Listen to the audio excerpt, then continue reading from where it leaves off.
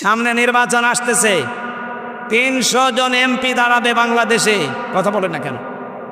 এর ভেতরে 151 জন মানুষ যদি অ্যাডভোকেট মোয়াজ্জেম হোসাইন হেলাল সাহেবের মতো মানুষ আমরা কোরআন বুকে নিয়ে যারা সংসদে প্রবেশ করবে, এই কথা বলুন। উনি যদি কোরআন বুকে নিতে না চায় তাহলে ওনাকে ভোট দেওয়ার দরকার নেই। 151 জন আমরা চাই কোরআন বুকে নিয়ে তারা সংসদে প্রবেশ করবে। সংসদের প্রথম অধিবেশনে তারা বলবে, মাননীয় স্পিকার, আমরা নামাজের বিল চাই। এটা বলবে না?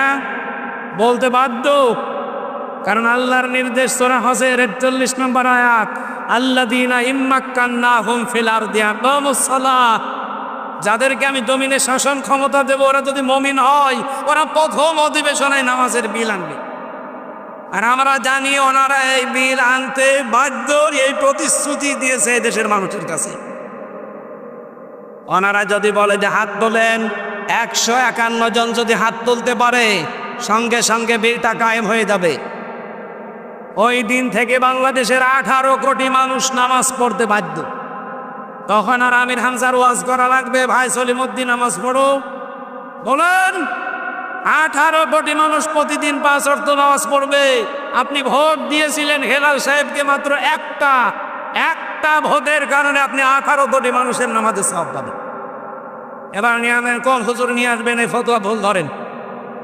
কিছু মানুষ উস্কানি দেয়, এই যে চাঁপাই নবাবগঞ্জের 2 মুফাসসিরে কোরআন আছে স্বামী স্ত্রী, হারুন সাহেব আর হারুন সাহেবের বউ, এরা ফতোয়া দেয় যে কোনো আলেম ওলামা, কোনো ইমাম মুয়াজ্জিন এরা যেন কোনো ব্যক্তির পক্ষে ভোট না চায়। এটা তাদের জন্য জায়েজ নেই। জায়েজ না জায়েজ আপনার কাছ থেকে ফতোয়া নেওয়া লাগবে। আপনি কি মুফতি? আমার নামের আগে মুফতি লিখা আছে, আমি ফেকা নিয়ে কামেল পাস করেছি। অন্তত আমি যদি ফতোয়া দিতাম তো মেনে নেওয়া যেত, কারণ এই সার্টিফিকেট সরকারি সার্টিফিকেট। আর আপনার কি সার্টিফিকেট আছে? কি দিয়ে ফতোয়া দিলেন? যে আপনি ভোট চাইতে, রায় চাইতে মানা করলেন, মানে আপনি মানা করলেন আর দেশের আলেমরা শুনে বসে থাকবে না? আপনি কাকে মানা করেছেন জানি না, আমারে মানা করেন তো আসেন। 56,000 বর্গ মাইলের প্রতি ইঞ্চিতে যারা একামতে দিন প্রতিষ্ঠা করতে চায়, এদেশে আল্লাহর জমিনে আল্লাহর আইন প্রতিষ্ঠার জন্য যারা কাজ করে, আমি প্রত্যেকের জন্য ভোট চাবো, নাম ধরে চাবো। বাধা দিতে আসেন তো দেখি, আসেন। বাংলাদেশের 728 জন মানুষ দায়িত্বে ছিল। এই 15.5 বছর অন্তত তারাই ঘুরিয়ে ফিরিয়ে হাসিনাকে বসিয়েছে বৈধ অবৈধ ভাবে। কথা বলে না কেন? এখন যদি বলেন তাড়াতাড়ি নির্বাচন দেন, নির্বাচন আমরাও চাচ্ছি, তাড়াতাড়ি দিলে কি হবে? বরিশালের ডিসি গেছে কুষ্টিয়ায়, কুষ্টিয়ারটা গেছে কুড়িগ্রাম, কুড়িগ্রামেরটা এসেছে কুমিল্লায়। মাল তো একই আছে, শুধু চেয়ার পাল্টিয়েছে। জিনিস একই আছে না, খালি জায়গা পাল্টিয়েছে।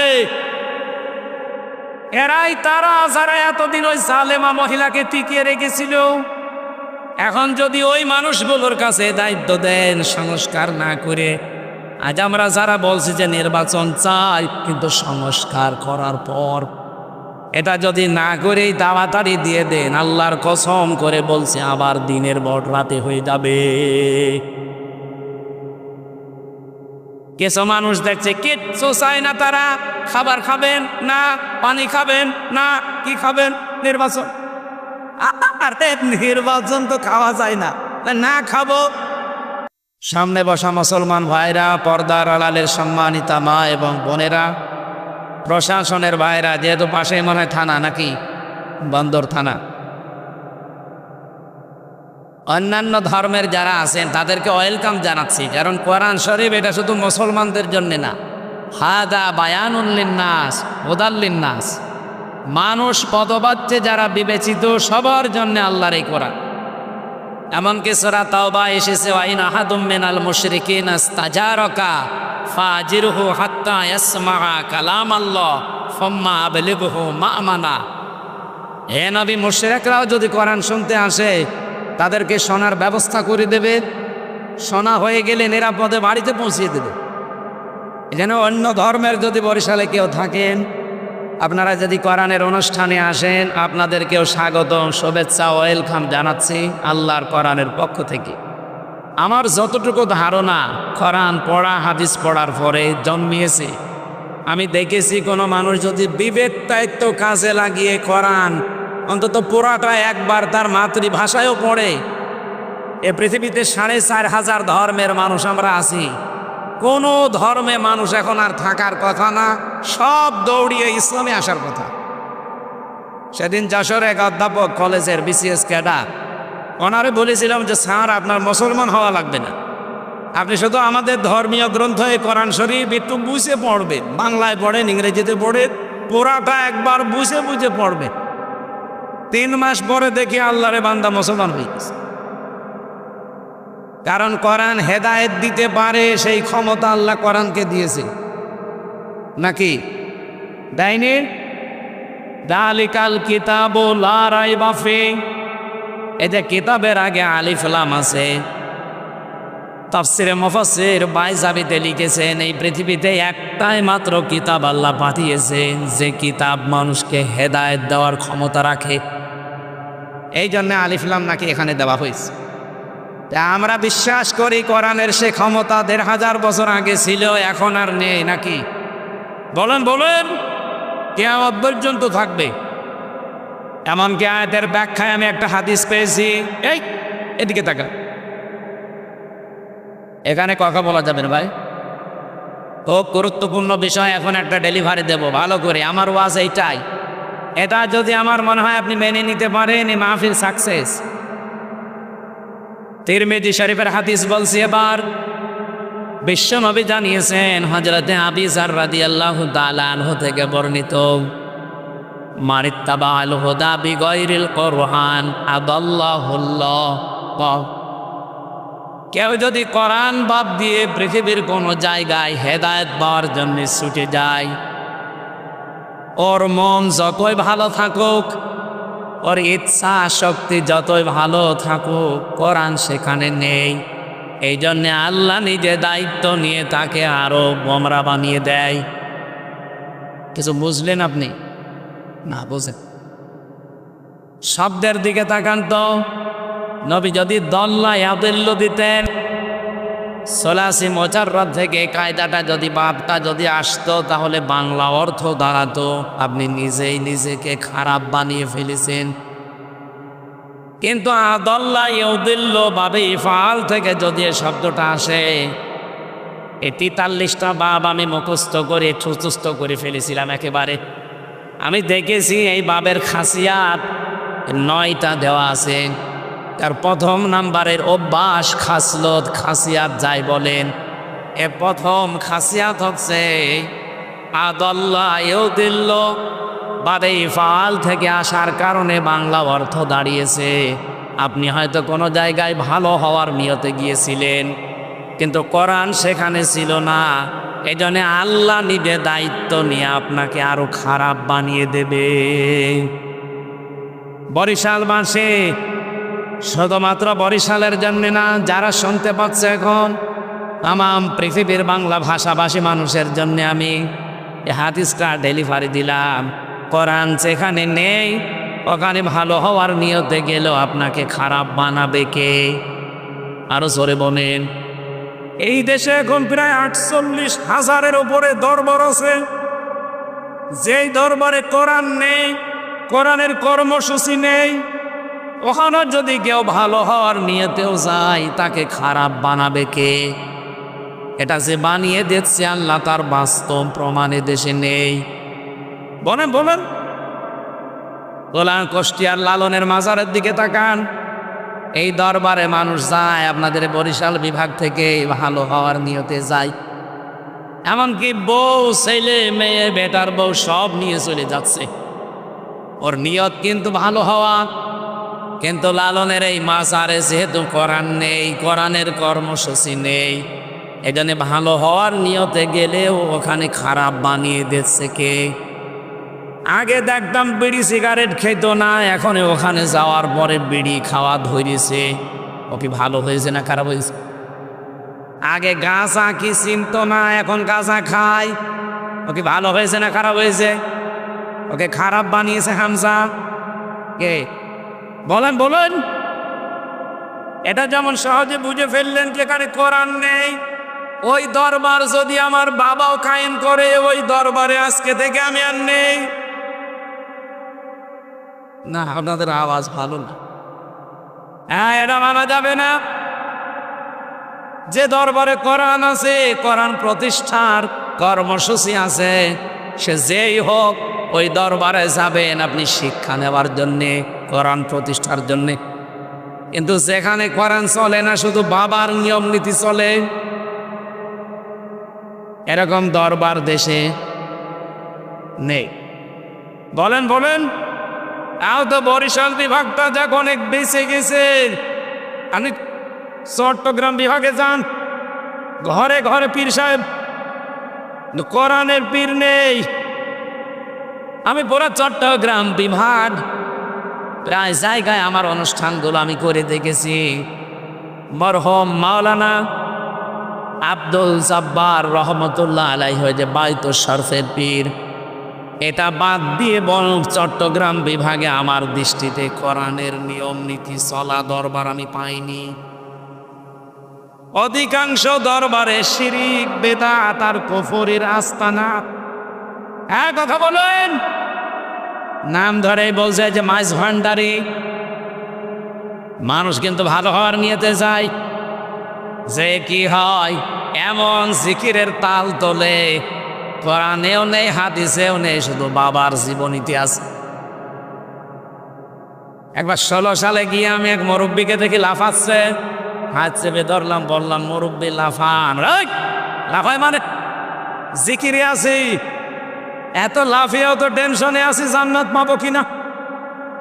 তুমি বসে বসে জান্নাত পেতে চাও? জান্নাত যদি পেতে চাও তা আমার সাথে লাফাও। আমারে বলছে লাফাও। ওর এই টেনশন দিল কে? বলছে আল্লাহ। এই আল্লাহ টেনশন দিয়েছে? ও টেনশন দিয়েছে ওর বাবা। ওর বাবা জানিয়েছে যত লাফাবি তত তাড়াতাড়ি জান্নাত পাবি। অথচ আপনি নবীজির 63 বছরের জীবন, বিশেষ করে 40 থেকে 63, এই 23 বছর পুরাটা খুলে দেখেন, সাহাবীদের জীবন পুরাটা খুলে দেখেন, কোনদিন কোন সাহাবী এভাবে লাফিয়েছে আপনি পাবেন? কোথা থেকে ইসলাম নিলেন আপনি? এই জন্যেই তো বারবার সতর্ক করছি, কোরআন যেখানে নেই ওই দরবার যদি আমার বাবাও তৈরি করে থাকে, আর আমি যদি ভালো হওয়ার নিয়ে তো ওই দরবারে থাকি, আমাকে গোমরা বানিয়ে দেবে কে? সুতরাং এরকম দরবারে আমি আজকে থেকে আরো জোরে আরেকটু সামনে যাই, যাব। বলেন, এই বাংলাদেশে প্রায় 73টার উপর এখন রাজনৈতিক দল আছে, জেনারেলের ধর্মীয় মিলে। যেই রাজনৈতিক দলের কর্মসূচিতে কোরআন নেই, কোরআনের কর্মসূচি নেই, ওই দলের প্রতিষ্ঠাতা যদি আমার বাবাও হয়, ওই দলে আমি নেই। না, এটা এত জোরে বলার দরকার নেই, কারণ এটা আপনারা পারবেন না। এটা কারা কারা মানতে পারবেন দেখি? লিল্লাহি তাকবীর। হ্যাঁ, দেখেন তো, হাত তোলেনি কেন? দেখেন দেখেন। হ্যাঁ, আলহামদুলিল্লাহ, ঠিক আছে, আর লাগবে না, হয়ে গেছে। ওয়াজ তো হয়ে গেছে, এবার মোনাজাত করে দিই। আর কি ওয়াজ করবো স্যার? ওয়াজ হয়ে যায়নি। যেই দলে কোরআন নেই, কোরআনের কর্মসূচি নেই, ও দলের যদি প্রতিষ্ঠাতা আমার বাবাও হয়, আমার স্বামীও হয়, আমি আর নেই। তাহলে এই দেশে আর কিছু থাকার কথা? 92% মুসলমান আমরা। আমার আশা আপনারা এই হাদিস মানবেন। আমি শুধু এই অ্যাডভার্টাইজ করলাম, ভাই আমার কোনো দোষ নেই। দোষ কার? আল্লাহর দোষ নাই, নবীজির দোষ। এখন আপনার বিবেকে কি বলে আপনি দেখেন। কোরআন যেখানে নেই, যদি ভালো হওয়ার নিয়ত থাকেন না, খারাপ বানাবে কে? যেন আমরা চাই আপনি যেন খারাপ হয়ে না যান। কি কথা বলেন না কেন? যেহেতু কোরআনে কারীম সবার জন্য হেদায়েতের বাণী নিয়ে এসেছে, হাদা বায়ানুল লিন্নাস, এই যে লাম শব্দটা এখানে আছে, এই বক্তব্য, এই বর্ণনা লিন্নাস, মানুষের জন্যে। কোন মানুষ? আমি আরবি গ্রামারে পড়েছিলাম, লাম ব্যবহার করা হয়, এটা হেদায়েতের নাহুতে পাবেন আপনি 13টা অর্থে। লাম ব্যবহার করা হয় বালাগাত মান্তেক যারা পড়ে, অনেক মাদ্রাসার শিক্ষক এখানে বসে আছেন, আপনি দেখবেন এখানে প্রায় 19টা অর্থে ব্যবহার করা হয় লাম। তার একটা অর্থ এসেছে লাম ব্যবহার হবে জীবিত মানুষদের জন্যে। আল্লাহ পাক এখানে জানাতে চেয়েছেন কোরআনের বক্তব্য, বিবৃতি, বায়ান এগুলো মরা মানুষের জন্য না, এগুলো জীবিত মানুষদের জন্যে।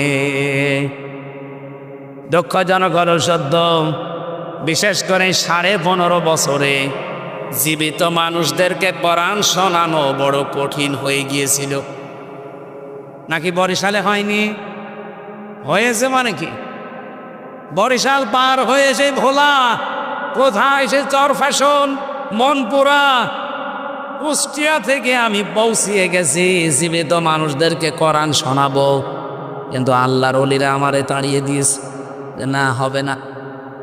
বাধা দিয়ে সব বন্ধ করে আবার এই প্রায় 300 কিলোমিটার আমি আবার চলে গেলাম কুষ্টিয়া। বলেন তো, যারা বাধা দিল ওদের বাবা মারা গেলে আমারে ডেকে বলবে হুজুর কোরআন পড়ে দেন। আপনার বাবা তো মরে গেছে, এখন পড়ে করবো কি? যতদিন জীবিত ছিল অতদিন পড়লে কাজ হতো। এক কথা বলেন না কেন? কোরআন শরীফ জীবিত মানুষদের জন্য না মরা মানুষের জন্যে? যেহেতু আগস্টের 5 তারিখের পরে একটা পরিবেশ আল্লাহ তৈরি করে দিয়েছে, আগামীতে কিয়ামত পর্যন্ত জীবিত মানুষদেরকে কোরআন শোনাতে যদি কেউ বাধা দেয়, ডিস্টার্ব করে, মার্ক করে রাখবেন, পরে ওই জায়গায় মাটিতে দিয়ে দেবেন বিসমিল্লাহি ওয়া আলা মিল্লাতি রাসূলিল্লাহ বাদ দিয়ে।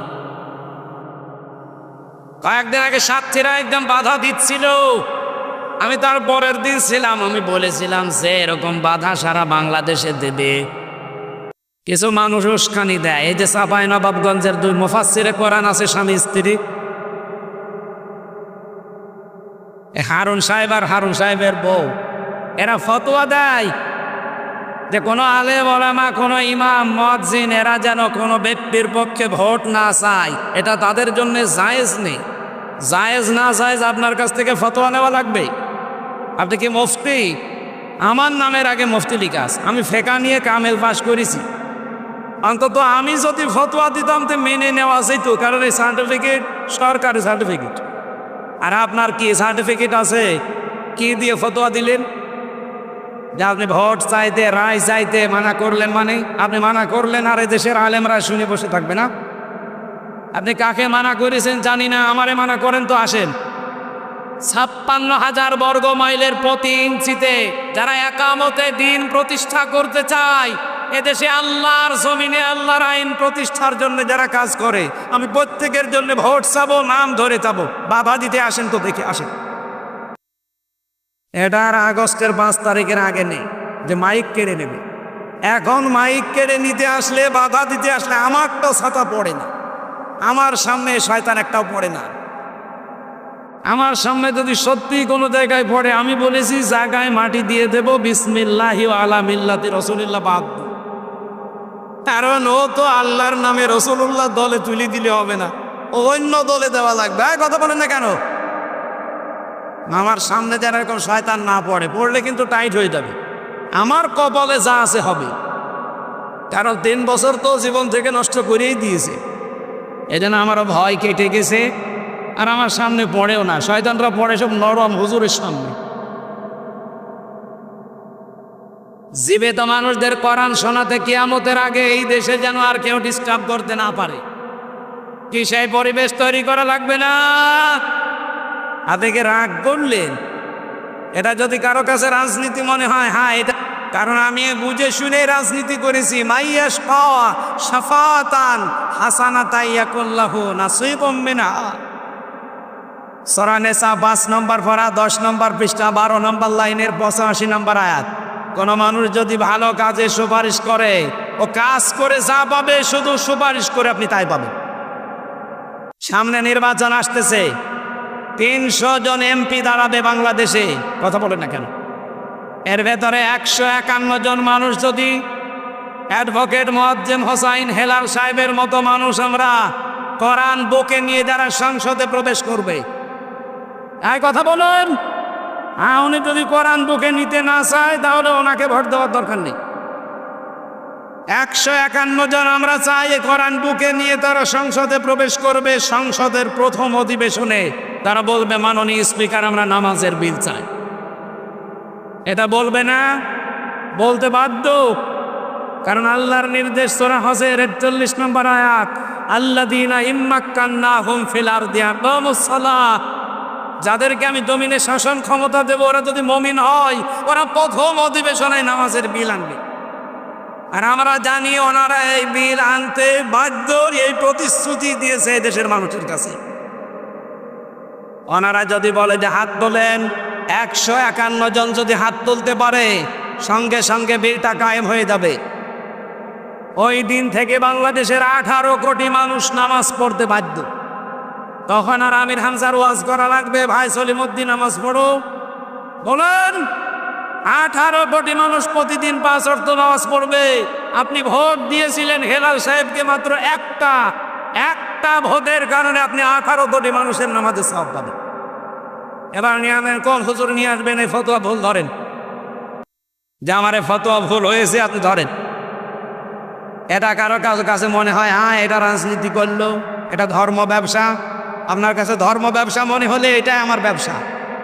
আমি চাই এ জমিনে আল্লাহর এই কোরআন কায়েম হোক। এই কথা বলেন না কেন? সবার জন্য যেহেতু কোরআনে কারিম আর জীবিত মানুষদের জন্য আল্লাহ কোরআন দিয়েছেন, আমরা চাই জীবিত মানুষদের বুকের ভেতরে কোরআন থাকবে। অন্তত 151 জন যেন এবার যেতে পারে বাংলার সংসদে। কারা কারা রাজি আছেন আল্লাহকে একটু হাত দেখান তো। লিল্লাহি তাকবীর।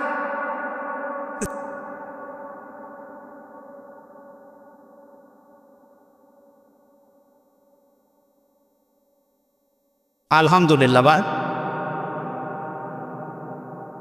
কিছু মানুষের যদি মন খারাপ হয় তো মোনাজাতের পরে আমার সাথে একা একা বসেন,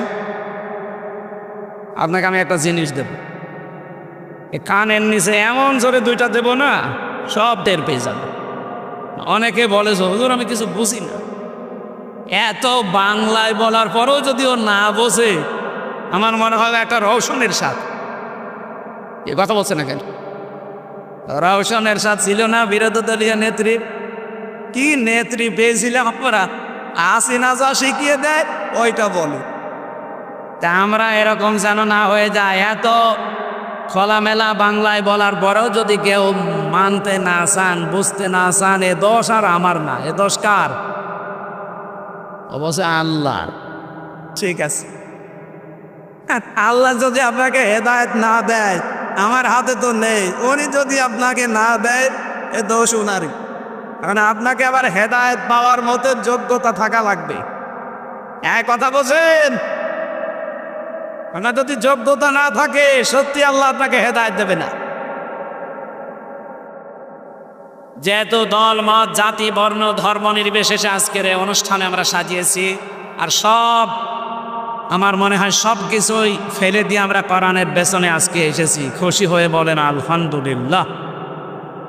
দরুদ আর সালাম পড়ছে আমাদের নবী, মানবতার মহান শিক্ষক মুহাম্মদুর রাসূলুল্লাহ সাল্লাল্লাহু আলাইহি ওয়াসাল্লামের প্রতি। আল্লাহ রাব্বুল আলামিন তাকে মিশন এবং ভিশন দিয়ে পাঠিয়েছিলেন 3টা। কয়টা বলেন বলেন? নবীজির প্রথম মিশনই এইটা ছিল, তার প্রথম ভিশনই এইটা ছিল, তাওহীদ প্রতিষ্ঠা। এখন তাওহীদ কিভাবে প্রতিষ্ঠা করবেন সেই ফর্মুলা আল্লাহ সূরা আলে ইমরানের 64 নম্বর আয়াতে দিয়েছেন। ওলিয়া আহলাল কিতাবে তাআলাউ ইলা কালিমাতিন সাওয়াইন বাইনানা ওয়া বাইনাকুম আল্লা না'বুদা ইল্লাল্লাহ ওয়া লা নুশরিকা বিহি শাইআও ওয়া লা ইয়াত্তাখিযা বা'দুনা বা'দান আরবাবাম মিন দুনিল্লাহ ফাইন তাওয়াল্লাউ ফাকুলু শাহাদু বিআন্না মুসলিমুন। বলেন আল্লাহু আকবার। কিভাবে তাওহীদ প্রতিষ্ঠা করবেন সেই ফর্মুলা আল্লাহ দিয়েছেন এখানে 3টা। হে নবী, আপনি আহলে কিতাব যারা কিতাবের অনুসারী দাবি করে তাদেরকে ডাক দেন। পৃথিবীতে আজ ইহুদি যারা বলে আমরা মুসা নবীর অনুসারী, আমি বাইরের দেশে যখন ঘুরতে যাই, আমার অনুষ্ঠানগুলোতে বিশ্বের বিভিন্ন দেশে আমাকে নিয়ে গেছে। ওই দেশে যাওয়ার পরে যখন ইহুদিদের সাথে আমি মিশেছি, দেখলে মনে হবে না এটা ইহুদি, মনে হয় যে বিশাল আল্লামা, দাড়ি বড়, জুব্বা একেবারে পা পর্যন্ত, পাগড়ি মাথায় দেওয়া, তার সাথে তার স্ত্রী, খাস পর্দা করা, হাত মোজা পা মোজা পর্যন্ত পরা, ছেলে মেয়ে 4-5টা চারপাশে দাঁড়িয়ে বসে আছে। নাম জিজ্ঞাসা করলে নাম বলে, বোঝা যায় না। যেই বলে আপনার নবীর নাম কি, বলে জোসেফ। জোসেফ মানে মুসা আলাইহিস সালাম। হযরতে মুসা নবীকে তোরা জোসেফ বলে ডাকে। খ্রিস্টানদের সাথে মিশেছিলাম সিঙ্গাপুরে, যে জিজ্ঞাসা করলাম কি আপনার নাম কি, নাম বলার পরে প্রথমে বুঝি নাই। জিজ্ঞাসা করলাম আপনার নবীর নাম কি, বলছে যিশু। যিশু মানে ঈসা আলাইহিস সালাম। ওরা নবীদের নামও পাল্টিয়ে দিয়েছে। তাদের ধর্মীয় কিতাব যেটা তাওরাত, ইনজিল, জাব্বর একটাও ঠিক রাখে নাই, প্রত্যেকটা তারা উলট পালট রদ বদল করে ফেলেছে। এই জন্যে আসল ইহুদি, আসল খ্রিস্টান এগুলো পৃথিবীতে এখন আর নেই। যা আছে এই নেতানিয়াহু, এগুলো ভেজাল। এ পৃথিবীর নিকৃষ্ট মানুষের তালিকা আপনি পাবেন, এখন সার্চ দেন গুগলে, 6 জন মানুষের নাম আসবে। এ পৃথিবীতে নিকৃষ্ট মানুষ যারা, তাদের 6 জনের ভেতরে প্রথম নাম্বারে হিটলার, খ্রিস্টান। কি ছিল বলেন বলেন। 2 নম্বরে নাম পাবেন, এখন জীবিত আছে, নেতানিয়াহু। 3 নম্বরে নাম পাবেন আমাদের প্রতিবেশী, নামে কলঙ্ক, এই মোদি। আল্লাহর ঘরগুলো একটা একটা করে ভেঙ্গে মিশিয়ে দিচ্ছে মাটির সাথে। এই কথা বলেন না কেন? 4 নম্বরে নাম পাবেন যেটা পালিয়েছে। আমি নাম নিলাম না, আমার নাম নিলেও কেমন যেন লাগে। এই নিকৃষ্ট মানুষগুলো পৃথিবীর তালিকায় পাবেন এদের নাম। এই জন্য আসল ইহুদি, আসল খ্রিস্টান, আহলে কিতাব এখন আর নেই। যদিও তারা সংসদে দাঁড়িয়ে কথা মানুষকে বোঝাতো যে আমার ছেলে বিয়ে করেছে খ্রিস্টান মেয়ে, তাতে কি, সে তো আহলে কিতাব। ভণ্ডামি করার জায়গা পান না। আহলে কিতাব দুনিয়া এখন আছে কোনটা? ওরা যদি মুসা নবীকেই মেনে চলবে, ওরা যদি ঈসা নবীকে মেনে চলবে, তাহলে মানবতার সাথে মহা কৌতুক ইসরায়েল আর এই মুশরিকরা করতে পারতো না। কোরআনে কারীম জানিয়েছে, লা তাজিদান্না আশাদ্দান্নাসি আদাওয়াতাল লিল্লাযীনা আমানুল ইয়াহুদা ওয়াল্লাযীনা আশরাকু।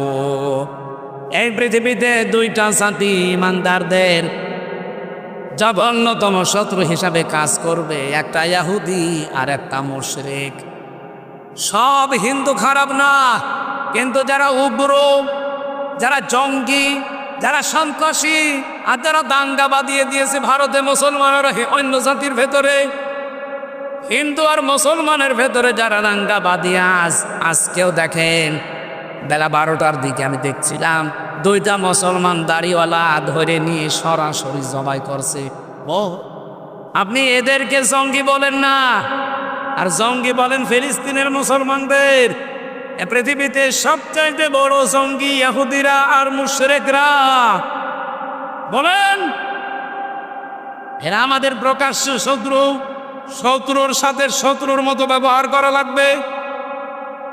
কেউ যদি শত্রু চিনতে ভুল করে, আপনি যদি মনে করেন লা ইলাহা ইল্লাল্লাহু মুহাম্মাদুর রাসূলুল্লাহ, গখরা সাপ আমি নিজে বাড়ির ভেতরে রাখবো, নিরাপদে থাকবেন, বলেন না কেন? আল্লাহ নিজে যখন শত্রু বলে আখ্যা দিলেন, সুতরাং এদেরকে শত্রু হিসাবে চিহ্নিত করে সামনে চলা লাগবে। আমি আবার বলছি, সব হিন্দু খারাপ না, সব খ্রিস্টান খারাপ না। এই পৃথিবীতে যারা উগ্র, এই মানুষগুলো ওই মানবতার দুশমন।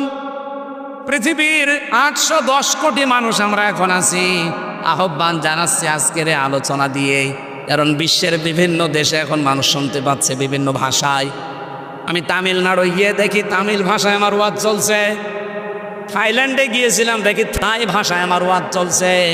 তার মানে বিশ্বের বিভিন্ন জায়গায় যে যেই ভাষা তারা রূপান্তর করে শুনে। সবাইকে আহ্বান জানাচ্ছি প্রত্যেকটা জায়গা থেকে এই পৃথিবীর নিকৃষ্ট দুইটা মানুষকে, মোদি আর নেতানিয়াহু, এই দুইটাকে থামান। নাই মানবতা কিন্তু সামনে ভয়ঙ্কর বিপদে পড়বে। কথা বলেন, এদেরকে থামানো দরকার এক্ষুনি। হিন্দু ভাইদের বলবো, খ্রিস্টানদের বলবো, যে যেখানে আছেন এই দুইটা মানবতার প্রকাশ্য শত্রু এরা, এদেরকে থামান। এরা নিজেদের স্বার্থে, ব্যক্তিগত স্বার্থে শয়তানের ধোঁকায় পড়ে পৃথিবীর মানুষকে আজ জ্বালিয়ে পড়িয়ে ছারখার করে দিচ্ছে। আবার যদি এখন যুদ্ধ লেগে যায় তামাম দুনিয়াতে, কোনো উপকার তো নেই, যা ক্ষতি হয়ে যাবে 100 বছরে পৃথিবী সেই ক্ষতি তুলতে পারবে না। এখানে আহলে কিতাব সত্যিকার অর্থে যদি কেউ থেকে থাকেন, যেহেতু এই দেশে ওরকম সেরকম কিছু নেই, আমাদের দেশে তাহলে এখন নবীর এই প্রথম ভিশন এবং মিশন যদি আমরা কায়েম করতে চাই, কি সেটা তাওহীদ প্রতিষ্ঠা। দল মত জাতি বর্ণ ধর্ম নির্বিশেষে সবাইকে আমরা ডাক দিয়ে আসেন।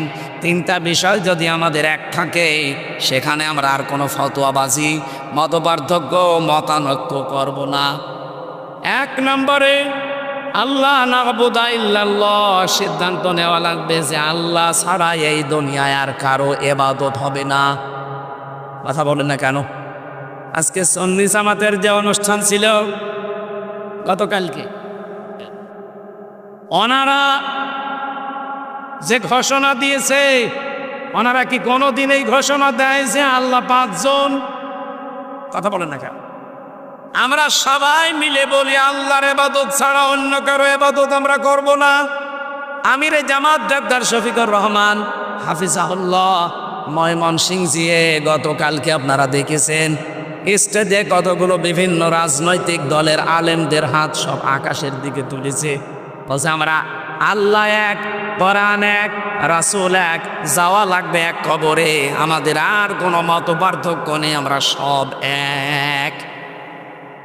আমরা তো তাওহীদ প্রতিষ্ঠার জন্য প্রথমে এইটা চাই, যারা বলবে আল্লাহ ছাড়া কারো ইবাদত আমরা করি না, তারাই আমার ভাই। একবার বলেন না কেন? তারাই আমার দলের লোক।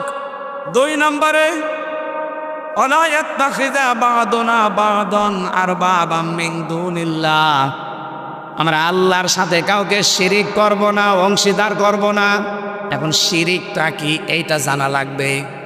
আর 3 নম্বরে আল্লাহ বাদে অন্য কাউকে আমরা অভিভাবক হিসাবে মানব না।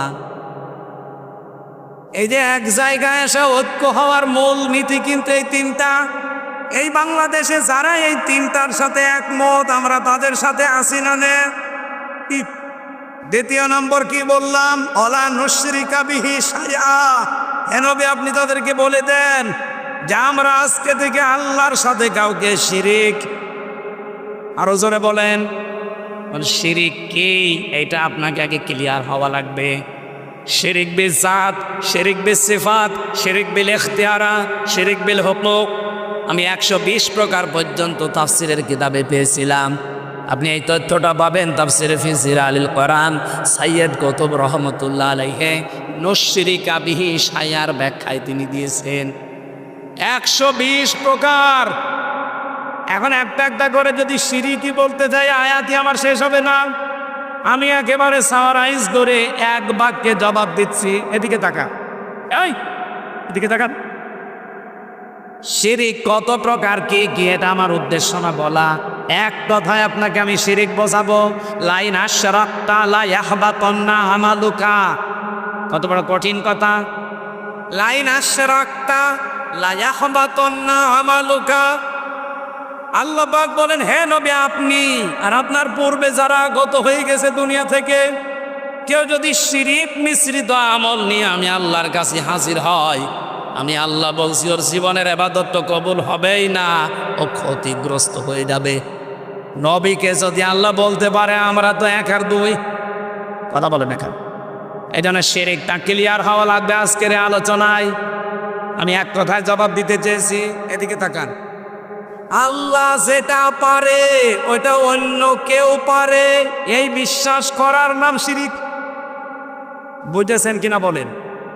আল্লাহ যেটা পারে ওইটা অন্য কেউ পারে, এই বিশ্বাস করার নাম শিরক। যারা করে তারা মুশরিক। মুশরিকের জন্য জান্নাত হারাম, জাহান্নাম ওয়াজিব। সূরা মায়েদার ভেতরে আয়াতগুলো আছে, 6 নম্বর পারা 19 নম্বর পৃষ্ঠার 12 নম্বর লাইনে আছে, ইন্নাহু মাইয়ুশরিক বিল্লাহি ফাকাদ হারামাল্লাহু আলাইহিল জান্নাহ ওয়া মাআওয়াহুন নার ইলা আখিরি আয়াত। আমার যে দলিল দেওয়া উদ্দেশ্য না, আমার উদ্দেশ্য সেই কথাটা ক্লিয়ার করা। এদিকে তাকান ভাই। আল্লাহ যেটা পারে ওইটা অন্য কেউ পারে। বলেন বলেন, সন্তান দিতে পারে কে? ওটা অন্য কেউ পারে। যদি অন্য কেউ পারে এই বিশ্বাস আপনি করেন, আপনি শিরিক করলেন। আর শিরিক করলে সে কি? বলেন বলেন। এই পৃথিবী বানিয়েছে শুধুমাত্র কে? অন্য কেউ এর সাথে যোগ আছে। কেউ যদি মনে করে যে না অন্য কেউ আছে, সে কি? পৃথিবী যেহেতু আল্লাহ বানিয়েছেন, সৃষ্টিকর্তা আল্লাহ, পৃথিবীর সব কিছুর সৃষ্টির মালিক কে? এর ভেতরে অন্য কারো হাত আছে। কিন্তু একজন এই দেশে বলে ফেলেছিল ফসলে বরকত দেখে যে মা দুর্গা গজে ছড়িয়ে এসেছে, এই জন্য ফসলে বরকত হয়েছে। সৃষ্টিকর্তা আমরা সবাই জানি আল্লাহ, উনি বানিয়ে দিল অন্য কাউকে, উনি কি হয়েছে? মুশরিক। বলেন বলেন, আরো জোরে বলেন। এই পৃথিবীতে তো আল্লাহ বানিয়েছে, শুধু এতটুকু না, আলা লাহুল খালকু ওয়াল আমরু, বানিয়েছি আমি, আইনও চলবে। আরো জোরে বলেন। সুতরাং আল্লাহর এই জমিনে আল্লাহর আইন বাদ দিয়ে অন্যের আইন যারা আজ প্রতিষ্ঠা করার জন্য দল করেন, ভোট দেন, সমর্থন করেন, মিছিল মিটিং করেন, টাকা পয়সা খরচ করেন, আপনি কিন্তু আল্লাহর সাথে শিরিক করছেন। এটা আমি বানালাম। সূরা আলে ইমরান 4 নম্বর পারা 9 নম্বর পৃষ্ঠার 3 নম্বর লাইনের 154 নম্বর আয়াতের মাঝের অংশে আছে, ইয়াকুলুনা হাল্লানা মিনাল আমরি মিন শাইইন কুল ইন্নাল আমরা কুল্লাহু লিল্লাহ। হে নবী, ওরা জিজ্ঞাসা করে যে আইন তৈরি করার ক্ষমতা আমাদের আছে? আপনি বলেন যে না, এটা শুধুমাত্র তৈরি করবে কে? আরো জোরে। সুতরাং বাংলাদেশে যা চলছে এটা কি আল্লাহর আইন না মানুষের আইন? মানুষের এই আইন যারা প্রতিষ্ঠার জন্য চেষ্টা করেন, আল্লাহর কসম আপনি কিন্তু মুশরিক হয়ে গেছেন। আমরা চাই জমিন যার, আইন তার। অনেকে আজ বলে বাংলাদেশে জামাত ইসলাম যারা করে তাদের আকীদায় সমস্যা। এই মাজলুম দলটার উপরে এরকম একটা তহমত আপনি দিতে পারলেন? এত বড় মিথ্যা তহমত আপনি দেন কি করে? বাংলাদেশ জামাত ইসলামীর আকীদা হচ্ছে জমিন যার, আইন তার। এর বাইরে যদি জামাত ইসলামীর কারো আকীদা থাকে, ওই জামাত করার দরকার নেই। আপনি বলেন তো, এর বাইরে আকীদা আছে আপনার? জমিন যার, আইন তার। আমরা কোরআন থেকে সূরা আলে ইমরান 154 নম্বর আয়াতের মাঝে এটা পেয়েছি, এইটাই আমাদের আকীদা। আর এর বাইরে যদি কারো আকীদা থাকে, আপনি মুশরিক। এই কথা বলেন না কেন? সুতরাং এই জমিনে এখনো আল্লাহর আইনগুলো কায়েম হয়নি। আমরা চর্মচোখে দেখতে চাই, দেখাতে চাই এ কোরআনের 500 আইন 56,000 বর্গ মাইলে চলছে। এটা দেখতে চান না? এই কথা বলো না কেন? এই প্রকাশ্য শিরিক বাংলাদেশে এখন চলছে।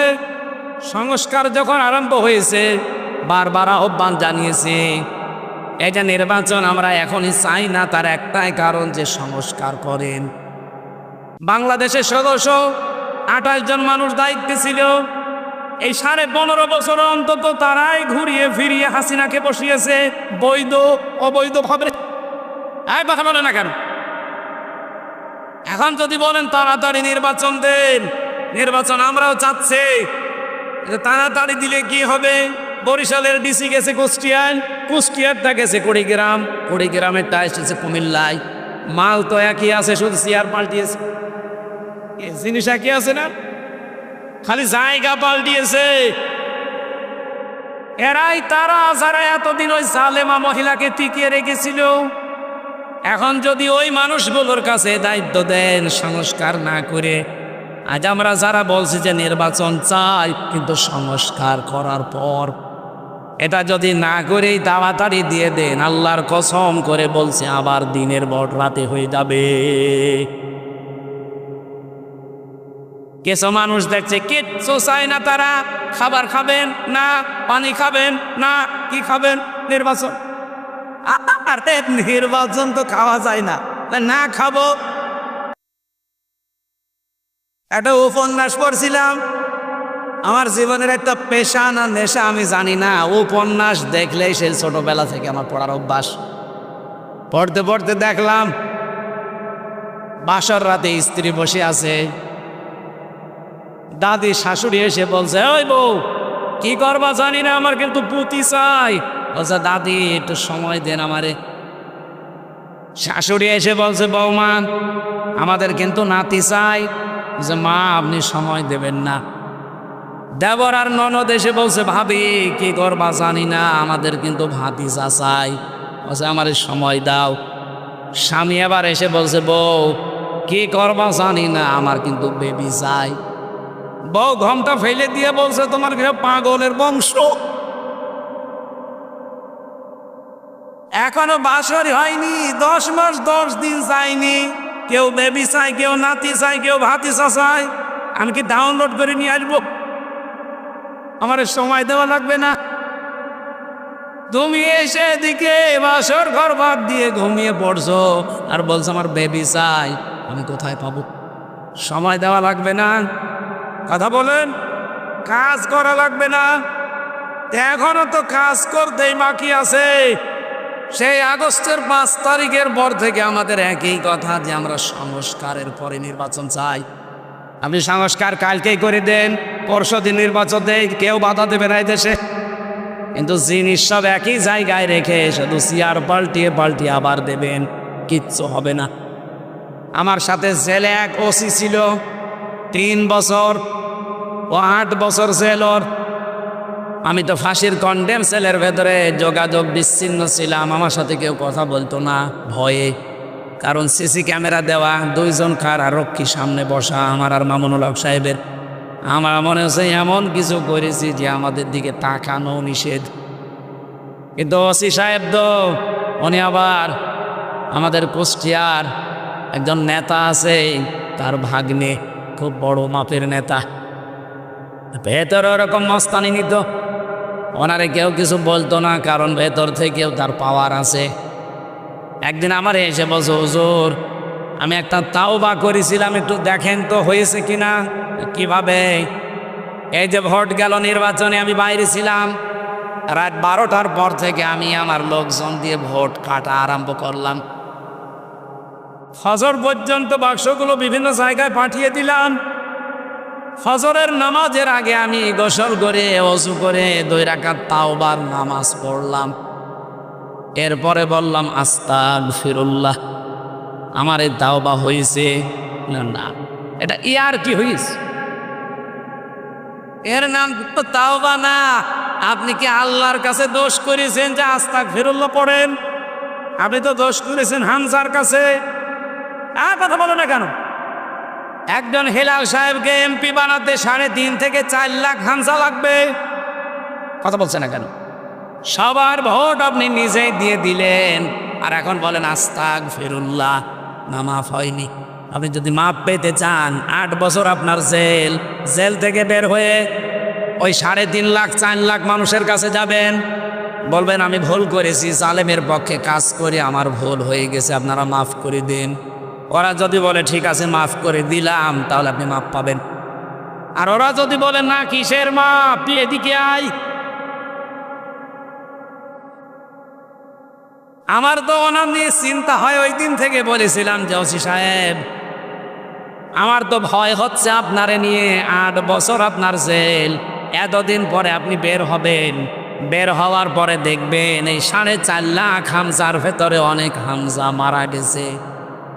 আপনি তাদের কাছে ক্ষমা চাবেন কি করে? এজন্য এই 15.5 বছরে 1628 জন মানুষকে নিয়ে আমার খুব চিন্তা হয়, যারা এই জালেমাকে পিটিয়ে রাখার জন্য সর্বাত্মক চেষ্টা করেছে। কথা বলছেন, এরকম ভোগা কেউ করবে? যারা দায়িত্বে আছেন, আগামীতে যদি এই ভুল করেন আপনার কপালে ওই ওসির মতো আছে। আপনি আল্লাহকে ধোকা দিয়ে বোকা বানাতে গিয়েছেন যে হুজুর আমার আস্তাগফিরুল্লাহ হচ্ছে কিনা দেখে। কিসের তাওবা?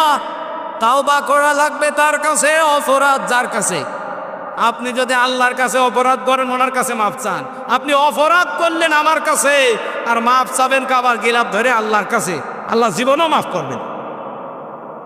এরকম মানুষ দুনিয়ায় ছিল না। এই কথা বলেন না কেন? এজন্য আমরা বারবার চাচ্ছি শিরিক যেন জীবনে আমাদের না আসে। আল্লাহ যেটা পারে ওটা অন্য কেউ পারে না। এই জমিন বানিয়েছে আল্লাহ, আইনও দিতে পারে কে? সুতরাং আজকে থেকে তওবা করেন যে অন্যের আইন প্রতিষ্ঠা যারা করতে চায়, সে আমার বাপ হতে পারে, আমার স্বামী হতে পারে, আমার নেতা হতে পারে, আমি তার পেছনে নেই। সে মুশরিক, জাহান্নামে যাবে, আমি তার সাথে জাহান্নামে যাব। আমি কি পায়খানা খেয়েছি? সুতরাং আশা করছি আপনার বিবেকের দরজায় তালা লাগানো, তালা খুলবে আজকে। এরপরও যদি কারো পরিবর্তন না আসে, এই দোষ ওর কপালে। কথা বলেন না কেন? আল্লাহ বাদে আমরা কাউকে অভিভাবক মানি না। এই 3টা হচ্ছে তাওহীদ প্রতিষ্ঠার মূল নীতি। 2 নম্বরে নবীজির ভিশন ছিল মানবাধিকার প্রতিষ্ঠা। আপনি সূরা নিসার 58 নম্বর আয়াতে দেখবেন মানবাধিকার কি করে প্রতিষ্ঠা করতে হয়। ইন্নাল্লাহা ইয়া'মুরুকুম আন তু'আদ্দুল আমানাতি ইলা আহলিহা। অবশ্যই আল্লাহ তোমাদেরকে নির্দেশ দিচ্ছে তোমাদের যাবতীয় আমানত তার প্রাপকের কাছে পৌঁছিয়ে দাও। এখানে আমানাত বহু বচন, তাফসিরে মারিফুল কোরআন আমি নিজে পড়েছি। আমানত মানে তিনি লিখেছেন ভোট। সুবহানাল্লাহ বলতে পারেন নাই? সুতরাং ভোটকে যারা মনে করেন দুনিয়ার কাজ, এটা রাজনীতি, আপনি কোরআনও পড়েন নাই, কোরআন বোঝেনও নাই। আল্লাহর নির্দেশ তোমাদের সবাইকে তার যাবতীয় আমানত তার প্রাপকের কাছে পৌঁছিয়ে দেবা। আমানত মানে রায়, সমর্থন, সিদ্ধান্ত, ভোট। 9টা অর্থ লেখা আছে ওখানে। কেন ভোট দেবেন? ওয়াইদা হাকামতুম বাইনান নাস আন তাহকুমু বিল আদলি। যখন ন্যায় বিচার করবা মানুষের ভেতরে, ক্ষমতা না থাকলে ন্যায় বিচার করা যায়? বলেন বলেন। আল্লাহ আয়াত সাজানো দেখেছেন কি করে? ভোটের কথা বলার পরেই ন্যায় বিচারের কথা দিলেন। মানুষের অধিকার প্রতিষ্ঠার জন্যে অবশ্যই আপনার হাতে পাওয়ার লাগবে, নয়তো আপনি ন্যায় বিচার জীবনেও দেখাতে পারবেন না। আজ এই 15.5 বছরে যারা দায়িত্বে ছিল, শুধু একটা মানুষের কথা চলতো এই দেশে, বাকি যা ছিল সব ছিল ওনার আজ্ঞাবহ। আমি আমার নিজেরটা বলছি, আমার মামলাটা, এই যে অ্যাডভোকেট সাহেব, আমার 2টা মামলা 3 বছর, আমার মনে হয় সিএমএম কোর্ট, জজ কোর্ট, হাইকোর্ট মিলে প্রায় 30 বার তুলেছে আমার পরিবার, কিন্তু জামিন দেয়। অথচ আগস্টের 5 তারিখের পরে মামলা শুধু তুলতে দেরি। জজ সাহেব বলছে একই বিচার করবো, এর ভেতর তো কোনো মাল নেই, যান।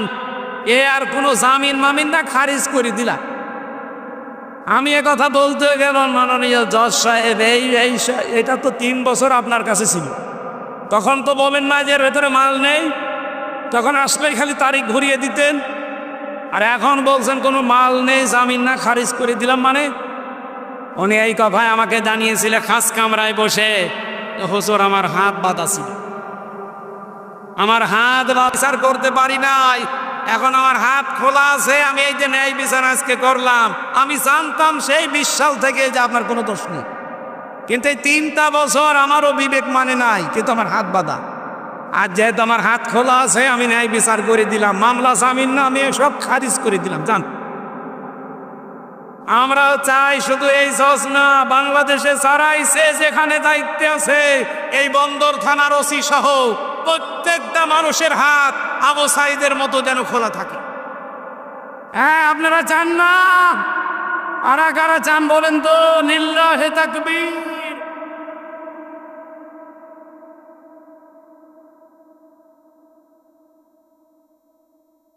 আলহামদুলিল্লাহ ভাই, আমরা চাই 1628 জন মানুষ এখন দায়িত্বে আছে, কারো হাত বাঁধা থাকবে না। ওই শুধু একজনের হাত খোলা ছিল, যেটা পালিয়েছে ওইটার, আর বাকি সবার হাত, এমনকি কাওয়া কাকুর হাতও বাঁধা ছিল। হ্যাঁ, কাওয়া শুধু আন্দাজে কাকা করতো, ওর ভেতরে কিচ্ছু ছিল না, ওর হাত বাঁধা। আর একটা ছিল চট্টগ্রামের হাসাও মাহমুদ, ওইটারও হাত বাঁধা, ওরে যা বলতো বোঝানো তাই করত। এই বাংলাদেশে আমরা চাই সামনে যারা ক্ষমতায় আসবে, একজনের না, যারাই দায়িত্বে থাকবে সবার হাত থাকবে খোলা।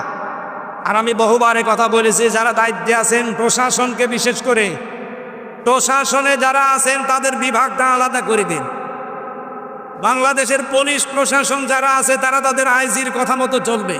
কোনো নেতা নেত্রী, কোনো এমপি মন্ত্রী, কোনো পাতি নেতার কথা শুনে তাদের চলার দরকার নেই। এ দেশটা তারা মিনি জান্নাত বানিয়ে ফেলতে পারবে, কত বলছেন। আমি বহু অফিসারের কাছে শুনেছি, তারা সবাই চায় যে তাদের এই বিভাগটা যেন আলাদা হয়, তারা তাদের আইজির কথা মতো চলবে। তারা যদি আপনার মতো পাতি নেতা এমপি মন্ত্রী এদের কথা শুনে চলে, এরা তো সব দলীয় কায়দায় রায় দেবে। কথা বলছে না কেন? আমার ভাইরা, আমি বিস্তারিত শব্দের দিকে আর যেতে পারছি না। 3 নম্বরে আমি পেয়েছি বিশ্বনবীর মিশন, আর ভিশন ছিল তিনি দিন প্রতিষ্ঠা করার জন্য দুনিয়ায় এসেছিলেন। ওরা কোরআনে আমি এরকম 3টা আয়াত পেয়েছি। সূরা তাওবা 33 নম্বর আয়াত, সূরা ফাতহার 28 নম্বর আয়াত, সূরা সফের 9 নম্বর আয়াত। একই কথা আল্লাহ 3 বার নবীজিকে প্রেরণের উদ্দেশ্য হিসাবে জানিয়েছেন। আমার খুতবার ভেতরে এর কথা ছিল, অনাশহাদু আন্না মুহাম্মাদান আবদুহু ওয়া রাসূলুহুল মাবউসু ফিনা বিল হুদা ওয়া দীনিল হাক্কি লিইয়ুযহিরাহু আলাল আদিয়ান। রাসূলকে আমি পাঠিয়েছি এই কারণে, দিনে হক দিয়ে, সত্যের বিধান দিয়ে পৃথিবীতে যত ধর্ম আছে, দিন আছে, সবার উপরে আমার ইসলামকে, দিনকে এজহার করবে। এজহার মানে, এই কোন দিকে তাকিয়ে আছেন আপনি? এজহার মানে কি? না না, এজহার মানে স্পষ্ট কে বলেছে আপনাকে? এরা তো সে মানধাতামলের অর্থ। আধুনিক ব্যাখ্যা হচ্ছে এজহার মানে বিজয় করা। প্রতিটি নবী রাসূলকে আল্লাহ পাঠিয়েছিলেন জমিনে, এমনকি আমাদের রাসূলকেও পাঠিয়েছেন দিন বিজয় করার জন্যে। কথা বলেন ঠিক কিনা? এজন্য লিইয়ুযহিরাহু আলাদ দীনি কুল্লিহি, দুনিয়ায় যত ধর্ম আছে, যত দিন আছে, কত ধর্ম আছে দুনিয়ায়? 4500 সব ধর্মের ওপরে ইসলামকে তিনি বিজয়ী করবে, এটা তার মিশন আর ভিশন ছিল। আল্লাহ পাক বলেন, মা তাদউহুম ইলাই, হে নবী এদিকে যদি মানুষকে ডাকেন, কাবরা আলাল মুশরিকিন, সবচাইতে বেশি মন খারাপ হবে মুশরিকদের। এই বাংলাদেশে দিন বিজয়ী করার কথা বললে মন খারাপ হবে কার? আপনি কি মুশরিক? হ্যাঁ, সবাইকে আল্লাহ দিন প্রতিষ্ঠার কাজে, দিন বিজয়ের কাজে আল্লাহ লাগাবে না। এদের পরে আল্লাহ দিয়েছেন, আল্লাহ ইয়াজতাবি ইলাইহি মাইয়াশা ওয়া ইয়াহদি ইলাইহি মাইয়ুনিব। আল্লাহ যাকে নির্বাচিত করেন, যাকে পছন্দ করেন, তাকেই দিন প্রতিষ্ঠার কাজে, দিন বিজয়ের কাজে লাগান, এবং যে লোকটা আল্লাহ অভিমুখী হয়। সুতরাং বাংলাদেশে 2024-এর আগস্টের 5 তারিখের আগ পর্যন্ত, এদিকে তাকান, আগস্টের 5 তারিখের আগ পর্যন্ত একটা জরিপ পেয়েছিলাম মাইক্রোসফটের, খ্রিস্টানরাই জরিপ দিয়েছে। 257টা দেশ আছে পৃথিবীতে, সব দেশ দিয়ে তারা একটা রিপোর্ট বানিয়ে পাঠিয়েছে যে বাংলাদেশে আগস্টের 5 তারিখের আগ পর্যন্ত মাত্র 100 জনের 15 জন চাইতো যে দেশে দিন কায়েম হোক, ইসলাম কায়েম হোক। কতজন? 100 জনের মাত্র 15 জন, তার ভেতরে হেলো সাহেব একজন। আপনি জিজ্ঞাসা করে দেখেন, এ জমিনে আল্লাহর দিন কায়েম হোক আপনি চান না? বলেন। এরকম মানুষ মাত্র 100 জনের 15 জন ছিল, অথচ 8.5 মাসের ব্যবধানে আপনি এপ্রিলের 21 তারিখের রিপোর্ট দেখেন। আরে ভাই, একটু খোঁজ খবর রাখেন বিশ্বের। এপ্রিলের 21 তারিখের রিপোর্ট হচ্ছে বাংলাদেশে এখন 100 জনের 77 জন মানুষ চাচ্ছে আল্লাহর দিন ইসলাম এই দেশে কায়েম হোক। কেউ বলতে পারছে, কেউ পারছে না। এই রিপোর্টটা আমরা বানিয়ে বলি নাই, খ্রিস্টানদের দেওয়া। এই জন্যে অনেকরা আমার বামের মাথা খারাপ হয়ে গেছে। গোবিন্দ পরামানিকের মতো মানুষ বলছে দেশে ইসলাম কায়েম হোক, তাহলে আমরা নিরাপদে থাকতে পারবো। এই কথা বলেন না কেন? আমির জামাত ডক্টর শফিকুর রহমান এসেছিলেন বরিশালে, তার আগে দেখলাম আগে হিন্দু বক্তব্য দিচ্ছে। কি শোনেননি হিন্দুর কথা? গাইবান্ধা এক হিন্দু, তার আগে একটা ঠাকুর পুরোহিত, সে বক্তব্য দিতে গিয়ে বলেছে দেশে যদি ইসলাম কায়েম হয়, জামাত ইসলামী বাংলাদেশ যদি রাষ্ট্রীয় ক্ষমতা পায়, এদেশে আমরা মায়ের কোলে থাকবো। সুবহানাল্লাহ বলতে পারে। এটাই সবার আশা এখন, ভরসা এখন একটাই, যারা দিনই করলিহি, যত দিন আছে সব দেখা শেষ। সামনে যদি ইসলামের বাংলাদেশ হয়, আমরা সবাই নিরাপত্তা পাবো। এই কথা বলে না কেন? নিরাপত্তা দেওয়ার জন্য যে কয়েকটা নিয়ম নীতি মানতে হয়, তার ভেতরে এইটা একটা। দিন যতদিন এই দেশে কায়েম না হবে, আমরা কেউ নিরাপদ না। এমনকি বহির শত্রু থেকেও নিরাপত্তায় থাকতে হলে আফগানিস্তানের মতো দিন কায়েম থাকা লাগবে। আল্লাহ আমাদেরকে ওই বোঝ যেন দান করেন, বলেন আমিন। আমি নবীজির 3টি মিশন আর ভিশনের কথা বললাম কোরআন দিয়ে। আল্লাহ আমাদেরকেও এইটা আমাদের প্র্যাকটিক্যাল লাইফে সেট করার তৌফিক দিন। তাওহীদ প্রতিষ্ঠা, মানবাধিকার প্রতিষ্ঠা, দিন প্রতিষ্ঠা, বলেন আমিন। আমরা সূরা হাশরের 18 নম্বর আয়াত পড়েছিলাম। আপনাদের কি কষ্ট হয়ে যাচ্ছে? যদিও গরম লাগছে, আর একটু কষ্ট করা যাবে না? আজকের আলোচনার বিষয় হচ্ছে পুঁজি। কি বললাম? এটা আমাদের নেই। এদেশের পুঁজি সব শেষ করে দিয়ে গেছে। আমি বাইরের দেশে কয়েকদিন আগে বললাম মালয়েশিয়া গিয়েছিলাম, ওই দেশটা দাঁড়িয়ে গেছে 2060 সালের পর থেকে। আর আমরা 54 বছরও দাঁড়াতে পারি নাই, কারণ যারা এতদিন দায়িত্বে গেছে পুঁজি শেষ করেছে। এই কথা বলে দেখেন, শেখ হাসিনার ছোট বোন রেহানা আপনার রূপপুর পারমাণবিক কেন্দ্র থেকে এক জায়গায় ৭৬,০০০ কোটি টাকা চুরি করেছে, এক জায়গায়। এই জন্য বাংলাদেশে এখন এত পুঁজি শেষ, এত ঋণ। একজন মানুষ আজকে জন্ম নিক, তার মাথার উপরে ১,০২,০০০ টাকা ঋণ। যারা লেখাপড়া করে জিজ্ঞাসা করে দেখেন কোথায় দিয়ে গেছে। আর এখনো পর্যন্ত অনেকে দেখি জালেমের সাফাই গায়, ওর দাঁত মুখ সব ফুলে ফেলা দরকার শয়তান। আর ওখান থেকে উস্কানি দেয় যে আমি আশেপাশে আছি, চট করে ঢুকে পড়বো, আর এরা লাফায়। লাফাবে না, গোপালগঞ্জের মতো পেছনে কিন্তু লাল হয়ে যাবে। কথা বলেন না কেন? কিরকম লাল হয়েছিল দেখেছেন না?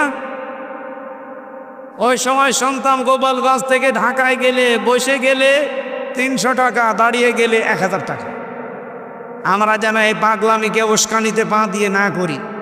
পৃথিবীর ইতিহাস এইটাই, কেউ পালিয়ে গেলে আর ফিরে আসে না, এইটাই ফাইনাল। আপনি দেখেন পৃথিবীর ইতিহাসের দিকে, যে যেখান থেকে পালিয়েছে আজ পর্যন্ত কেউ ফিরে আসেনি। আপনি একটা ইতিহাসও দেখাতে পারবেন না। আমাদের এই আশপাশে যারা পালিয়ে গেল, বলেন কে ফিরে এসেছে? কেউ যখন আসেনি, তখন ববু আসবে। আপনি কিসের আশা করেন আমি তো বুঝি না। আপনাকে কি পাগলা কুকুরে কামড় দিয়েছে?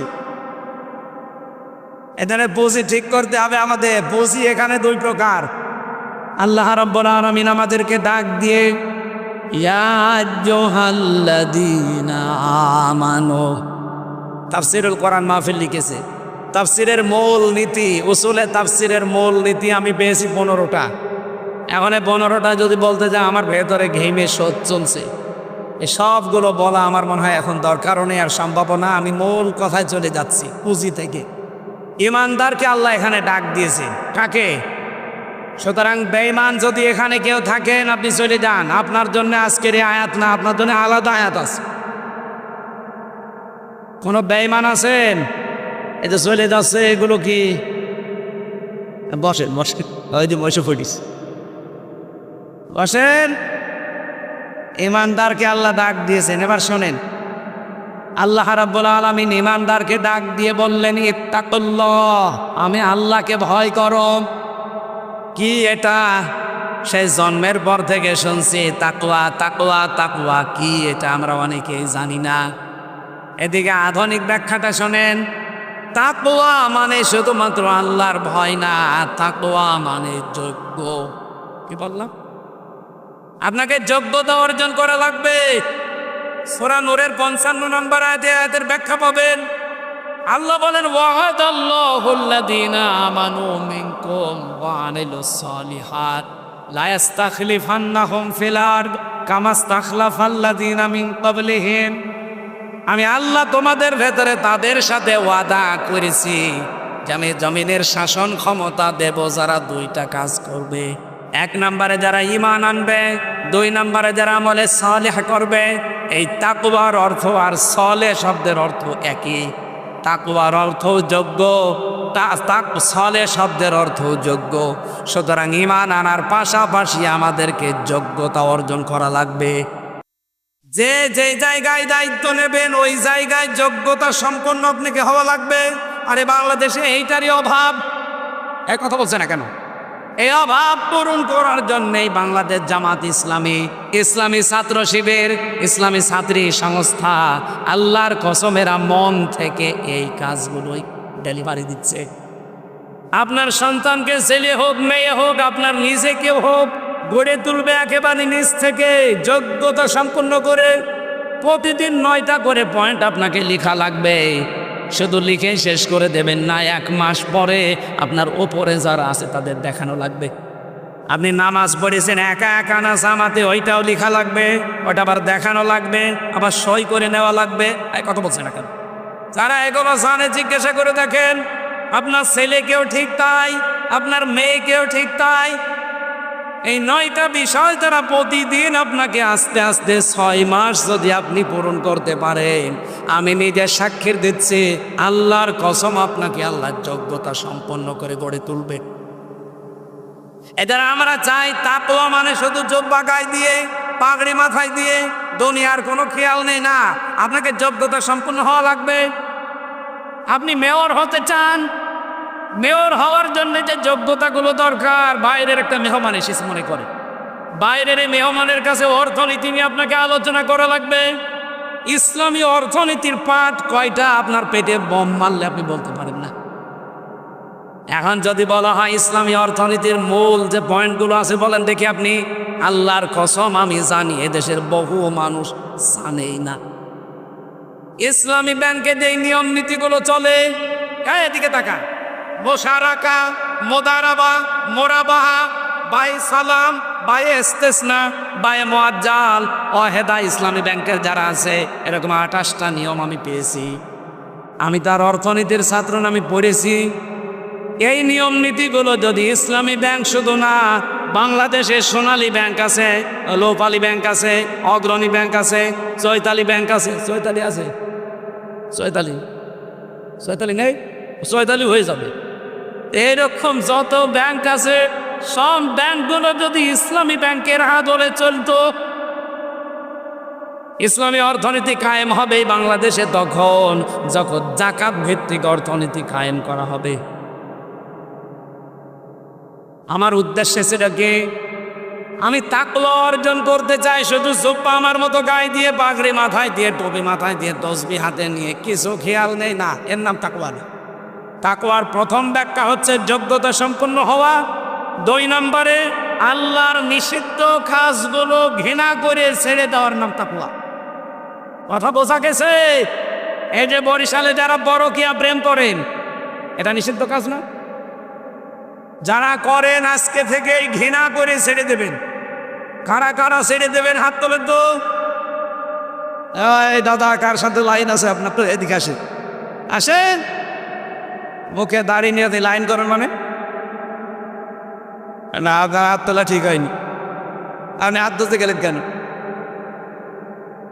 যারা পরকীয়া প্রেমে আছেন, নারী হোক আর পুরুষ হোক, আজ প্রতিদিন সারা বাংলাদেশে আমার মনে হয় 150 থেকে 200 2-3টা ছেলে মেয়ে রেখে আল্লাহ রাস্তা চলে যাচ্ছে। না, এটা বন্ধ করা লাগবে। এটা মহামারী আকার ধারণ করেছে বাংলাদেশে। আল্লাহর নিষিদ্ধ কাজ না এটা। নিজের জায়েজ স্ত্রী বাদ দিয়ে অন্যের সাথে যারা লাইন করেন, তিনটা ক্ষতি হবে আপনার। অনেকে প্রতিবেশীর স্ত্রীর সাথে লাইন লাগিয়েছে, অনেকে ভাবির সাথে কাজ চালাচ্ছে। নাকি বরিশালে এসব চলে না? এক নম্বর, আপনার চেহারার উজ্জ্বলতা আল্লাহ দিন দিন নষ্ট করে দেবে, যতই ফেয়ার অ্যান্ড লাভলি আর ফ্রেশ ওয়াশ দেন। 2 নম্বরে, আপনি যখন মারা যাবেন তখন আপনার ইমান নসিব হবেন, আপনি বেঈমান হয়ে মারা যাবেন। 3 নম্বরে, কিয়ামতের দিন কোনো বিচার আপনার জন্য নেই। যারা পরকীয়া প্রেমে আসক্ত যদি এখনই তওবা না করে, বিনা বিচারে বিনা হিসাবে আপনি জাহান্নামে। এরপরও যদি কেউ এই নিষিদ্ধ কাজটা না ছাড়ে, খালি জুব্বা গায়ে দিয়ে নামাজ পড়লে আর কোরআন পড়লেই তাকওয়া হবে, আল্লাহর নিষিদ্ধ যত কাজ আছে শুধু ছেড়ে দেওয়ার নাম হচ্ছে খৌফ, আর ঘৃণা করে ছেড়ে দেওয়ার নাম হচ্ছে তাকওয়া। আল্লাহ বলেন, ইমানদারেরা তাকওয়া অর্জন করো। আমি বাংলাদেশ জামাত ইসলামী, ইসলামী ছাত্র শিবির, ইসলামী ছাত্রী সংস্থার নাম ধরে বলেছি, অনেকের মন খারাপ না। আমি এমনি বলি না, আমি নিজে পরীক্ষিত, এই জন্য বলেছি। আমার ছেলে নেই, 3টা মেয়ে দিয়েছে, আমি নির্দ্বিধায় চোখ বন্ধ করে ইসলামী ছাত্রী সংস্থার কাছে দিয়ে দেব। আল্লাহর কসম, কোনোদিন আমার 3টা মেয়ে আমাকে বৃদ্ধাশ্রমে রেখে আসবে না, আমাকে ডালি দেবে না। এই কথা বলেন না কেন? কত মানুষের ছেলে মেয়েদের দেখছি। এতে কয়েকদিন আগে রাজশাহী, ট্রেনের নিচে বাবা মাথা দিয়ে মরে গেল, অথচ ছেলে মেয়ে 4টা, 2টা ছেলে 2টা মেয়ে। আপনি এমন সন্তান কেন তৈরি করবেন?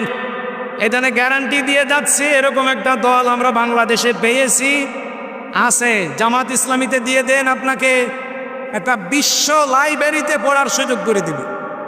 আপনি মূর্খ মানুষ, তাতে কি আপনাকে ভার্সিটি পড়ার যোগ্যতা অর্জন করিয়ে দেবে। সুবহানাল্লাহ বলতে পারেন নাই? আর ইসলামী ছাত্র শিবির, এটা আল্লাহর একটা নিয়ামত, আপনি দিয়ে দেন নির্দ্বিধায়। কসম, কোনোদিন এই সন্তান মাথা উঁচু করে আপনার সাথে কথা বলবে না। ও জানবে যে আল্লাহর পরে আপনার স্থান, কারণ প্রতিদিন তারে 9টা করে ঘর পূরণ করা লাগে। আমি আশা করছি এভাবে 6 মাস আপনি একটু পূরণ করেন, দেখবেন আল্লাহ নিজেই আপনাকে যোগ্যতা সম্পন্ন করে গড়ে তুলবে। এখানে তাকওয়ার মানে শুধুমাত্র, আবার বলছি, শুধু জিকির করা না, শুধু জব্বা গায়ে দেওয়া না। তাকওয়া মানে নিজেকে যোগ্যতা সম্পন্ন করে গড়ে তোলা। আল্লাহ বলেন, ইত্তাকুল্লাহ, নিজেকে যোগ্যতা সম্পন্ন করে গড়ে তোলো। ওয়াল তানজুর নাফসুম মা কদ্দামাত লিগাদ, কিভাবে গড়ে তুলবা? প্রতিটি মানুষের উচিত আগামী দিনের জন্য তার পুঁজি কি, প্রস্তুতি কি, এটা যেন সে নজর করে দেখে। আমার প্রশ্ন এখানে, দেখার আরবি হচ্ছে র। আল্লাহ নাজারও দিলেন কেন? যারা তাফসীর বোঝে জিজ্ঞাসা করেন, ফি জিলালিল কোরআনে আছে। র মানে এই চোখ দিয়ে দেখা, আর নাজারা মানে গবেষণা করে দেখা, চিন্তা ভাবনা করে দেখা। আল্লাহ বলেন, বান্দা বান্দিরা, প্রত্যেকের জন্য উচিত তার পুঁজি কতটুকু আগামী দিনের জন্য, সেজন্য একটু চিন্তা ভাবনা গবেষণা করে দেখে। আপনি একটু ভেবে দেখেন তো, এখনই চোখ বন্ধ হয়ে গেলে বিশাল জীবন আপনি পার করতে পারবেন আপনার এই জানেকির কাছেই দিয়ে? পারবেন না, কারণ আপনি তো নিজেকে যোগ্যতা সম্পন্ন করে এখনো গড়েই তোলেননি। হামান সুহসিহানিন নার ওয়া উদখিলাল জান্নাতা ফাকাদ ফাজ। সূরা আলে ইমরানের 185 নম্বর আয়াতের মাঝের অংশে আছে, রব্বুল আলামিন বলেন, ওই লোকটার জীবন সফল যাকে আল্লাহ জাহান্নামের আগুন থেকে মুক্ত করে জান্নাত দিয়ে দিয়েছে। এখানে একটা অর্থ। দ্বিতীয় অর্থ কি? ওই লোকটার জীবন সফল যাকে আল্লাহ জাহান্নামের কাজগুলো একটা একটা করে ছেড়ে দেওয়ার তৌফিক দেয়, আর জান্নাতের কাজগুলো একটা একটা করার সুযোগ করে দেয়। জান্নাতের কাজ তো একটা একটা এমনি পারবেন না, আপনাকে নিজে তৈরি করা লাগবে। কথা বলেন ঠিক কিনা? আপনি নিজেকে যোগ্যতা সম্পন্ন করতে না পারলে জীবনও আপনাকে আল্লাহ জান্নাতের কাছে এগিয়ে দেবে না। পৃথিবীর জমিনটা এর পরের আয়াতে আল্লাহ দিয়েছেন, আমাল হায়াতুদ দুনিয়া ইল্লা মাতাউল গুরুর। হে পৃথিবীর মানুষ, দুনিয়ার জীবন কিন্তু ধোঁকা। দুনিয়ার জীবনটা একটা খেল তামাশা, এটা প্রতারণা ছাড়া কিচ্ছু না। আগামী দিনের প্রস্তুতি প্রত্যেকেরই উচিত। পুঁজি তৈরি করে পাঠাও, নিজেকে তৈরি করো এইভাবে আস্তে আস্তে। আমি আমার নিজের জীবনে জেলখানায় 3টা বছরে 100% প্রমাণ পেয়েছি যে পুঁজি না থাকলে কি হয়। আমি আমার নিজের জীবনে মিলিয়েছি, এই জন্য আপনাকেও মিলাতে বলছি। আমার বাবার নাম রিয়াজউদ্দিন, তার বাবার নাম জাহান আলী, তার বাবার নাম নমাজ আলী, এরপরে আমি আর জানি না। আপনি জানেন আপনার বাবার নাম কি? তার বাবার নাম, তার বাবার নাম, তার বাবা আর এত বড় মুরব্বী মানুষ তিল পুরুষের পরে আর মনে করতে পারছে না। আমিও তো পারছি না, কারণ আমার তো দরকার নেই।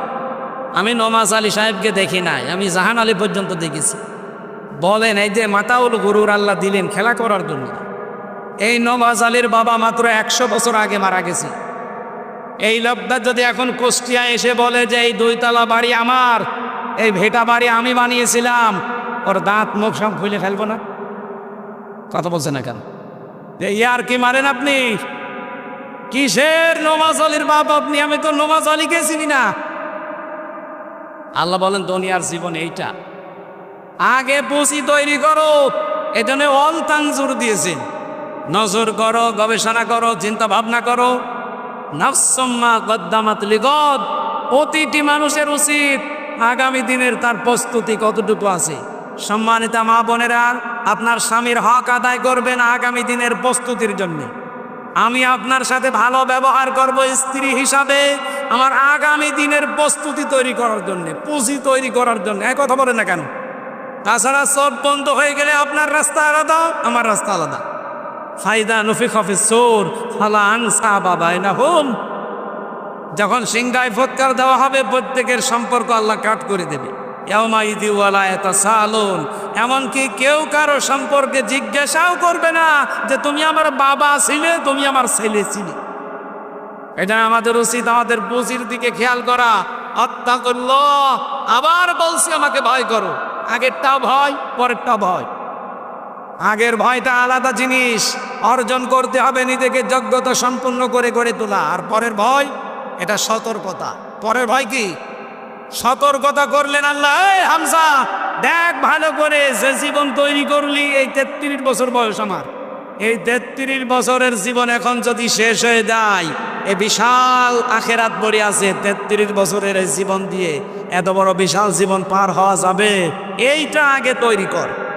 ইন্নাল্লাহা খাবীরুম বিমা তা'মালুন, অবশ্যই পৃথিবীতে যে যা করে সবার খবর রাখে কে? আল কাইয়্যিসু মান দানা নাফসাহু ওয়া আমিলা লিমা বাদাল মাউতি। নবীজি বলেন বুদ্ধিমান তো ওই লোকটা যে আখিরাতের কাজ করে আর আল্লাহর উপরে ভরসা করে। আল আজিজু মান আতবা নাফসাহু হাওয়াহা ওয়া তামান্না আলাল্লাহ, ওই লোকটা নির্বোধ, বোকা, পাগল, যে আখিরাতের কোনো কাজ কাম নেই, আন্দাজে ভরসা করে আছে কালেমা যখন পড়েছি জান্নাত একদিন যাব না, এই ভরসায় আমরা থাকতে চাই না।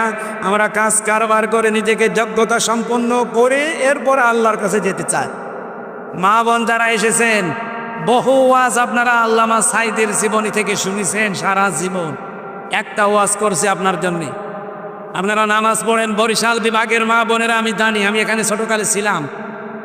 মা বোনেরা নামাজ ঠিক আছে, রোজা ঠিক আছে, পর্দাও এই বিভাগে ঠিক আছে, বাংলাদেশের অন্য বিভাগের ছাড়া। কিন্তু একটা জিনিস আপনাদের সমস্যা, হযরতে খাদিজাতুল কুবরা জীবনে একদ্য নামাজ পড়েননি, একটা রোজা রাখেননি, একটা দিনের জন্য পর্দায় থাকেননি, জীবনে একটা বারও হজ করেননি, জাকাতও দেননি। অথচ আল্লাহ নিজে তাকে সালাম দিয়েছেন এবং জান্নাতে একটা ঘর বানিয়ে তার জন্য পাঠিয়েছেন। তার পুরা জীবনে আমি পড়ে দেখেছি কেন আল্লাহ দিলেন। এইদিকে তাকান, একটা দিনের জন্য তার জীবনে নামাজ নেই, এক ওয়াক্ত নামাজ নেই, রোজা নেই, পর্দায় ছিলেন না একদিনের জন্য। অথচ আল্লাহ সালাম দিলেন, জান্নাতে ঘর বানিয়ে পাঠিয়েছিলেন। কেন? কারণ একটাই, উনি ইন্তেকালের পরে এই বিধানগুলো নাযিল হয়েছে, এই জন্য উনি করতে পারেন। ওনার জীবনী পুরাটা পড়ে সামারাইজ আমি এইটাই পেয়েছি, কোনো দিন 15 বছরের স্বামীর সংসারে একটা দিনের জন্যই স্বামীর মনে দুঃখ দেননি, এই জন্যে আল্লাহ তাকে সালাম পাঠিয়েছে। এখানে যারা স্বামী আছেন কোরআন শরীফ হাত দিয়ে বলতে পারবেন যে জীবনে কোনো দিন সাংসারিক জীবনে বউ একটা দিনের জন্য আমার মনে দুঃখ দেয়নি। এরকম স্বামী থাকলে হাত তোলেন তো। বুড়ো চাচা হাত তুলেছে, আপনার হাত তোলা না তোলা সমান, আমি ওটা মানি না। একটা মানুষ হাত তুলতে রাজি না, মুরব্বিও হাত তুলছে না। এই যে একজন আলহামদুলিল্লাহ উনি জান্নাতে আছে দুনিয়াতেই। মা বোনেরা আপনারা হয়তো পর্দায় দেখতে পাচ্ছেন, এই যে হাজার হাজার স্বামী এখানে বসে আছে, একটা স্বামী আর ওই যে সামনে এক চাচা, এই দুইজন বাদ দিয়ে কেউ হাত তুলতে পারলো না। হেলাল ভাইও তুলতে পারেনি, আমিও পারিনি, কারণ আমি মিথ্যা কথা বলবো কি করে। এটা রেকর্ড হচ্ছে আর ম্যাডাম মনে হয় লাইভ দেখছে, দেখো কপালে জাহাজ হয়ে যাবে। না, মা বোনেরা সাথে নামাজ দিয়ে রোজা দিয়ে আর কালো বোরকা দিয়ে আপনি জান্নাতে যেতে পারবেন না। স্বামীর মনে দুঃখ দিলে খাদিজাতুল কুবরার মতো জীবন তৈরি করেন। আল্লাহ সালাম দিয়েছে তাকে, জান্নাতে ঘর বানিয়ে পাঠিয়েছে। সুবহানাল্লাহ বলতে পারেন না? আমাদের বউ গো এরকম তৈরি হোক খাদিজার মতো, আমরা চাই না। এখন যাতে ওরা বলে হুজুর একটু উল্টিয়ে ওয়াজ করেন তো, একটু জিজ্ঞাসা করেন তো জীবনে কোনোদিন স্ত্রীর মনে দুঃখ দেয়নি এরকম স্বামী আছে কিনা? না, নেই। আমরা প্রতিদিন দুঃখ দিতে আসি।